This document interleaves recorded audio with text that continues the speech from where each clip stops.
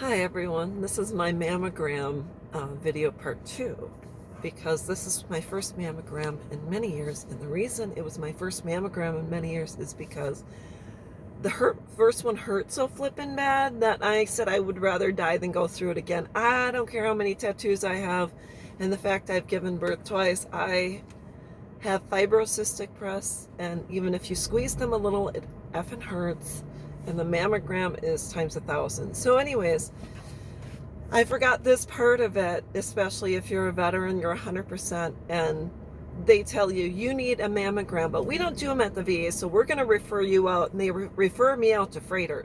Great, no problem, whatever. So I finally begrudgingly agreed to get this next mammogram, and I don't know who the F dropped the ball the first time, but now I remember the first time I went in there, it was another clinic. I get there, and when you get scheduled through the VA, when they have to source you out and give you referrals, what they say is, okay, we're going to send out a referral. They've already had an agreement, or I don't know, they have a plan with Freighter to do the mammograms. Okay, great. So if the VA calls me, they say, we're going to get a hold of Freighter. Freighter's going to call and schedule, et cetera, et cetera.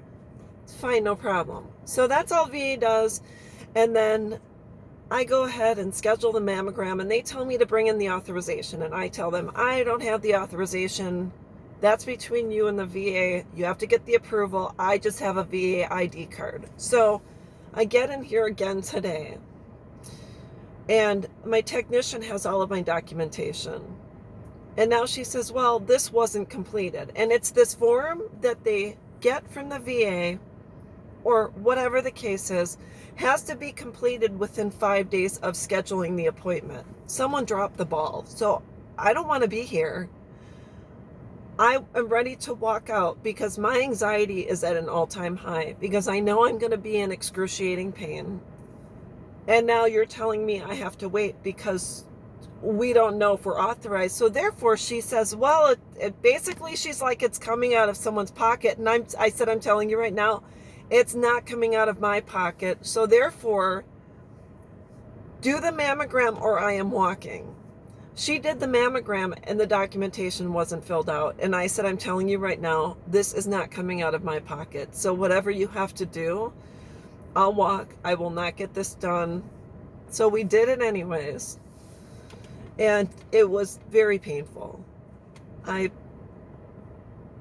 They squash you, they move you, they whatever the case is, they got to get you in the plates. And oh my gosh, Lord. So even if I took Tylenol, like they suggested, it's still not going to give me the relief that I need. The only way they really could honestly do it and me not have pain, you'd have to put me out. So anyways, it was still very painful. I pray to God they don't call me and tell me my test results are iffy, because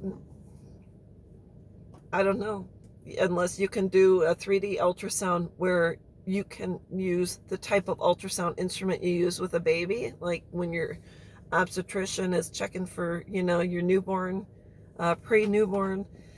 That's the only thing I would ever do, but I'm telling you right now, I probably will never see the inside of this building again. So that's all I wanted to talk about. But there you go. If you have to get a mammogram and you go through the VA and they refer you out, make sure they do all the paperwork before you get in there. Call a couple of days prior to your appointment. Say, is the paperwork done?